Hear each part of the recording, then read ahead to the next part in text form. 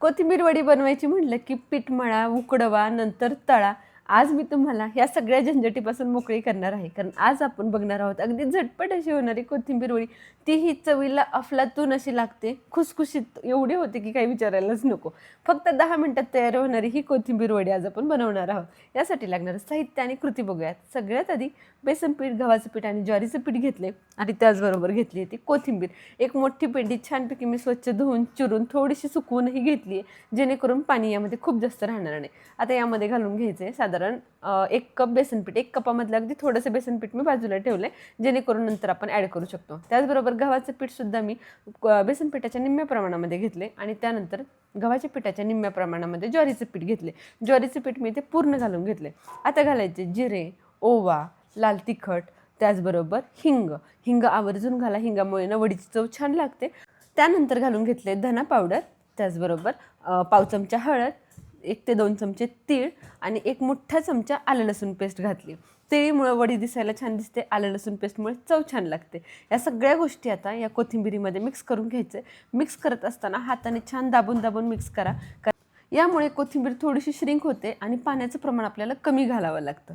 चला आता यामध्ये चवीप्रमाणे मीठही घालून घ्यायचं. आपली जेवढी पिठं आहे, जेवढी कोथिंबीर आहे, त्या अंदाजानुसार आपण यामध्ये मीठ घालणार आहोत आणि थोडं थोडं पाणी घालत आपण हे पीठ छानपैकी मौसूद असं मळून घेणार आहोत. पीठ मळताना आपण नेहमीचं जसं कोथिंबीर वडीचं पीठ भिजवताना त्याच्यापेक्षा थोडंसं घट्ट भिजवा, कारण आपण नेहमी कोथिंबीर वडी शिजवण्यासाठी किंवा उकडवण्यासाठी पीठ थोडंसं सैलसर मळत असतो. परंतु आज आपण ही वडी उकडवणार नाही आहोत, ही आपण लाटून तळणार आहोत. लाटण्यासाठी मात्र आपल्याला ही पीठ थोडंसं घट्टसर लागणार आहे, त्यामुळं पाणी अगदी थोडं थोडं करत घाला. मीठ घालून घेतलं आहे. आता राहिलेलं बेसन पीठ आणि गव्हाचं पीठ दोन्ही घालून घेते. नेहमी कोथिंबीर वडी बनवताना कोथिंबीरीचं प्रमाण हे पिठापेक्षा 4 पट जास्त असलं पाहिजे. त्यामुळे कोथिंबीरीचा पूर्ण फ्लेवर आपल्याला भेटतो आणि वडीसुद्धा खूप टेस्टी लागते. चला आता पीठ घालून झाले. आता थोडं थोडं पाणी घालत मी हे पीठ छानपैकी मळून घेते. इतकी सुंदर अशी ही कोथिंबीर वडी होते ना, अगदी पाहुणे येणार असतील किंवा झटपट तुम्हाला वडी बनवायची असेल ना, 10 मिनिटात वडी तयार होते. म्हणजे वडी शिजेपर्यंत थांबायची सुद्धा गरज नाही आणि उकडलेल्या वडीपेक्षा ना या वडीची चव कितीतरी पटीने जास्त छान लागते, कारण तळल्यामुळे तो खुसखुशीतपणा असतो आणि पाणी कमी वापरल्यामुळे ना फ्लेवरही मसाल्यांचे खूप छान येतात. पीठ व्यवस्थितपणे मळून झाले. परातीला जे काही पीठ चिकटले तेही चमच्याच्या सहाय्याने काढून घ्यायचं, म्हणजे काही पीठ वाया जाणार नाही आपलं.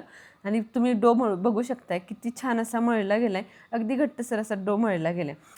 आता हे पीठ आपण एक 10 मिनटं फक्त भिजू देऊयात, कारण यामध्ये बेसन पीठ, गव्हाचं पीठ, ज्वारीचं पीठ आहे. पिठं थोडीशी भिजली की व्यवस्थितपणे आपल्याला ही लाटता येणार आहे.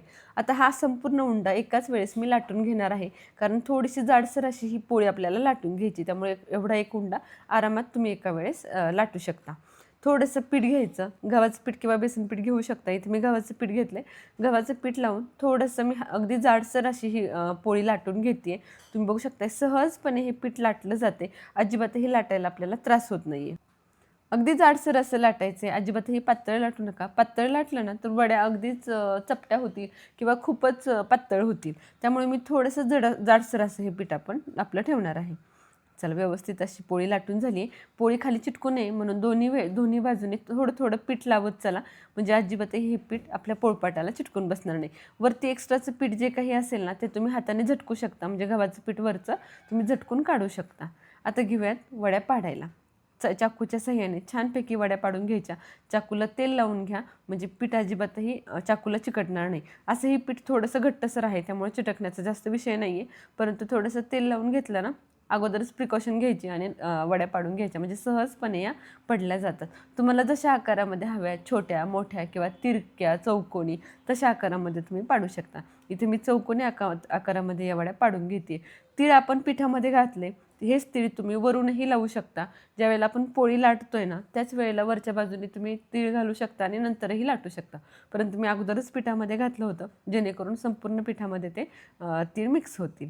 चला या पद्धतीने सगळ्या वड्या मी छानपैकी पाडून घेतल्या. तुम्ही बघू शकता किती सुंदर अशा वड्या पडल्यात आणि सहजपणे हे आपण काढूही शकतोय. कोथिंबीर छान बारीक चिरून घ्यायची, त्यामुळे काय होतं वड्या काढताना त्रास होत नाही. कोथिंबीर जर तुमची मोठी चिरली गेली असतील, पानं जर मोठी असतील ना तर चाकूच्या साह्याने कट करताना पानं कापली जातात, परंतु वड्या जेव्हा आपण एकमेकांपासून वेगळ्या करत असतो ना, त्यावेळेला ती पानं मध्ये येऊ शकतात. त्यामुळे अगदी बारीक अशी चॉप करून घ्या.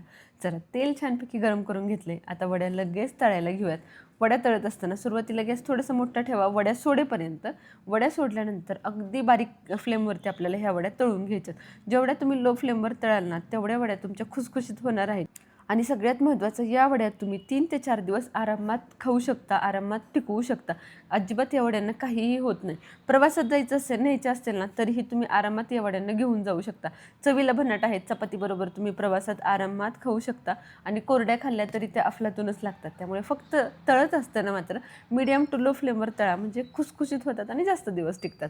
चला, सुंदर अशा ह्या वड्या तळल्या जातात. तुम्ही बघू शकता किती सुंदर अशा ह्या तळल्या जातात. अजिबातही तेल जास्तीचं शोषून घेत नाही, त्यामुळे कमीत कमी तेलात या वड्या तयार होतात. चला, दोन्ही बाजूनी मी याच पद्धतीने छानपैकी वड्या तळून घेते. अगदी सावकाशपणे तळून घ्या. तळायला थोडासा वेळ लागतो, कारण अगदी मीडियम फ्लेमवर तळायच्यात. आतपर्यंत ही सगळी बेसन पीठ, गव्हाचं पीठ आणि ज्वारीचं पीठ ही सगळी पिठं भाजली गेली पाहिजेत, शिजली गेली पाहिजेत. त्यामुळे तळताना अगदी लो फ्लेमवरती मी ह्या वड्या तळून घेते. अगदी सोनेरी रंगावरती काढून घ्यायच्या. हलका गोल्डन ब्राऊन कलर आला ना की लगेच काढून घ्या, कारण लो फ्लेमवर तळल्यामुळे ना जास्त डार्क कलर येऊ द्यायची सुद्धा गरज नाही आहे. चला, सुंदर अशी माझी पहिली बॅच तळून झाली आहे. तुम्ही बघू शकता किती सुंदर अशा दिसत आहेत ना. कोणी म्हणणारच नाही की या कोथिंबीर वड्या तुम्ही डायरेक्ट लाटून आणि डायरेक्ट तळून केल्यात म्हणून. इतक्या सुंदर होतात. चला, पहिली बॅच तळून झाली आहे. दुसरीसुद्धा बॅच याच पद्धतीने तळून घेते. आणि एका जुडीमध्ये ना जवळजवळ या माझ्या 30 ते 35 वड्या तयार झाल्या होत्या, म्हणजे भरपूर अशी क्वांटिटीसुद्धा तयार होते. चला, याच पद्धतीने बाकीच्या सगळ्या वड्या मी छानपैकी तळून घेते आणि लगेच सर्वही करून घेते. कोथिंबीर वड्या तुम्ही टोमॅटो केचप बरोबर खाऊ शकता किंवा कोरड्याही खाऊ शकता. तोंडी लावायला तर भन्नाट अशा लागतात. नेहमी त्याच पद्धतीने केल्या जाणाऱ्या या कोथिंबीर वड्या या पद्धतीने नक्की करून बघा. अतिशय भन्नाट अशा चवीच्या होतात आणि झटपटसुद्धा होतात. तुम्ही क्रिस्पीनेस बघू शकता, अतिशय कुरकुरीत अशा झाल्यात. आणि एक वडी तोडूनही दाखवते. अगदी खुसखुशीत अशी ही वडी आपली तयार झाली आहे. तुम्हीसुद्धा या पद्धतीने या कोथिंबीर वड्या नक्की करून बघा. रेसिपी कशी वाटली हे मला कमेंट सेक्शनमध्ये सांगायला अजिबातही विसरू नका. ट्राय केल्यावरती सांगा की कशी वाटली रेसिपी, आणि तुम्ही कधी अशा वेगळ्या पद्धतीने या वड्या ट्राय केल्यात का? रेसिपी आवडली असेल तर लगेच व्हिडिओला लाईक करा, बनवायचं असेल तर सेव्ह करा, कोणाकडून बनवून घ्यायचं असेल तर शेअर करा. आणि अशाच नवनवीन रेसिपींसाठी आपल्या शुभज्योत रेसिपी चॅनलला सबस्क्राईब करायला विसरू नका. तसेच खाली दिलेल्या बेल आयकॉनलाही क्लिक करा, म्हणजे दररोज दुपारी 1:30 वाजता येणाऱ्या आपल्या रेसिपीचं तुम्हाला नोटिफिकेशन मिळेल. एकही रेसिपी तुमच्याकडून मिस होणार नाही. तसेच फेसबुक आणि इंस्टाग्रामवरही आपल्या शुभज्योत रेसिपीज या चॅनलला फॉलो करा, कारण तिथेही वेगवेगळ्या नवनवीन रेसिपी तुमच्याबरोबर दररोज मी शेअर करत असते. चला, भेटूया पुन्हा एकदा अशाच खमंग, खुसखुशीत आणि सुपर टेस्टी रेसिपीसोबत. धन्यवाद.